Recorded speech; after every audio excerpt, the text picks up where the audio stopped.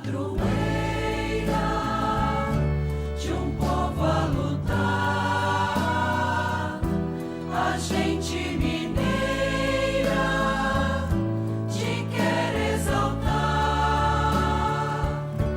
não só lá na serra. Amado irmão, amada irmã, saúde e paz com muito apreço. Hoje somos chamados a renovar em nossos corações a bela e fecunda devoção ao Sagrado Coração de Jesus. Por isso, o convite para que nós possamos assumir o grande propósito de ter em nós os mesmos sentimentos de Cristo Jesus. Também não nos envergonhemos da cruz do Salvador. Muito pelo contrário, dela tiremos a glória, pois a palavra da cruz é escândalo para judeus e loucura para os gentios. Para nós, no entanto, é salvação. Para aqueles que se perdem é loucura, para nós que fomos salvos é a força de Deus. Não era um simples homem quem por nós morria, era o Filho de Deus feito homem. Outrora o cordeiro morto, segundo a instituição mosaica, afastava para longe o devastador. Porém, o Cordeiro de Deus, que tira o pecado do mundo, não poderá muito mais libertar dos pecados? O sangue de um cordeiro irracional manifestava a salvação.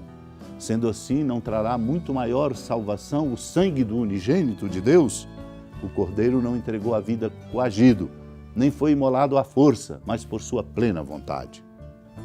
É por isso que se diz, tenho o poder de entregar minha vida a Ele e tenho o poder de retomá-la. Chegou, portanto, com toda liberdade à paixão, alegre com a excelente obra, jubiloso pela coroa, felicitando-se com a salvação do homem. Não se envergonhou da cruz, pois trazia a salvação para o mundo. Não era um homem qualquer, aquele que padecia, era o Deus encarnado a combater pelo prêmio da obediência. No dia de hoje, esta palavra e esta compreensão iluminem nossos corações. Naquele tempo, o rei Herodes ouviu falar de Jesus, cujo nome se tinha tornado muito conhecido. Alguns diziam, João Batista ressuscitou dos mortos, por isso os poderes agem nesse homem. Outros diziam, é Elias, outros ainda diziam, é um profeta como um dos profetas. Ouvindo isso, Herodes disse, ele é João Batista.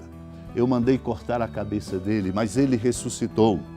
Herodes tinha mandado prender João e colocá-lo acorrentado na prisão. Fez isso por causa de Herodíades, mulher do seu irmão Filipe, com quem se tinha casado. João dizia a Herodes, não te é permitido ficar com a mulher do teu irmão. Por isso Herodíades o odiava e queria matá-lo, mas não podia.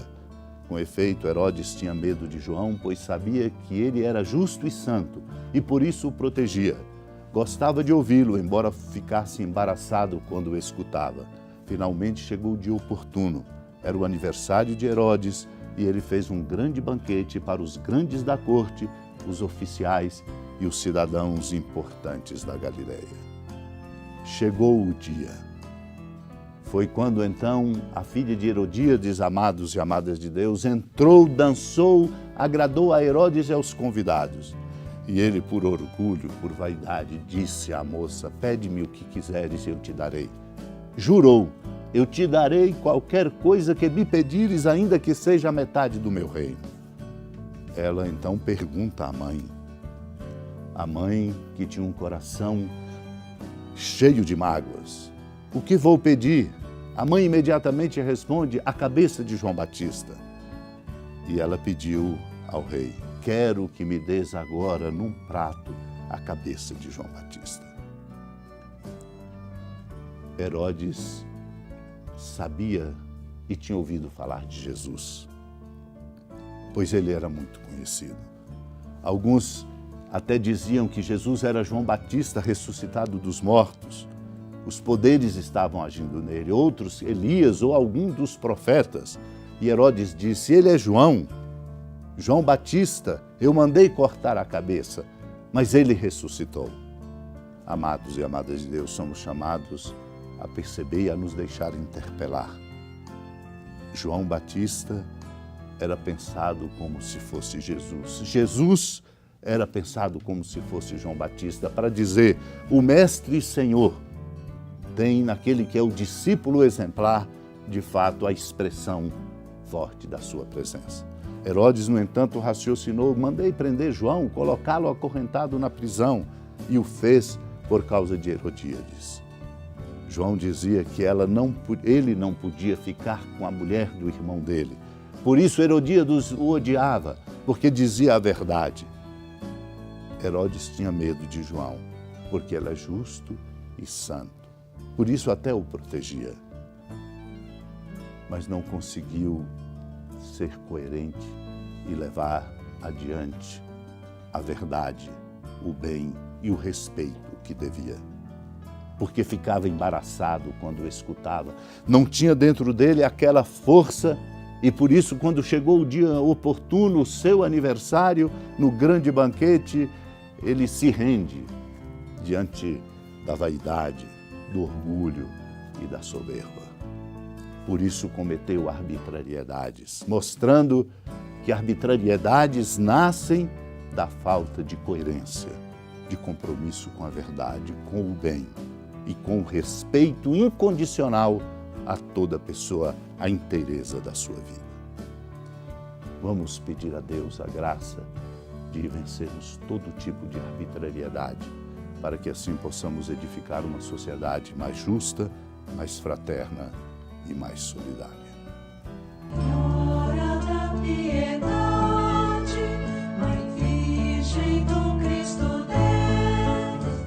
Lembrai-vos, ó piedosíssima Virgem Maria, que nunca se ouviu dizer que alguém daqueles que, tendo recorrido à vossa proteção, implorado a vossa assistência e reclamado o vosso socorro, tenha sido por vós desamparado.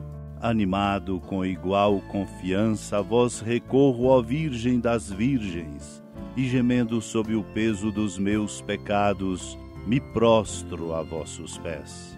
Não desprezeis as minhas súplicas, ó Mãe do Verbo encarnado, mas dignai-vos de as ouvir propícia e de me alcançar o que vos peço. Amém. Feliz padroeira de um povo a lutar, a gente mineira te quer exaltar, não só lá na serra, tu és esplendor de toda esta terra, também és fulgor.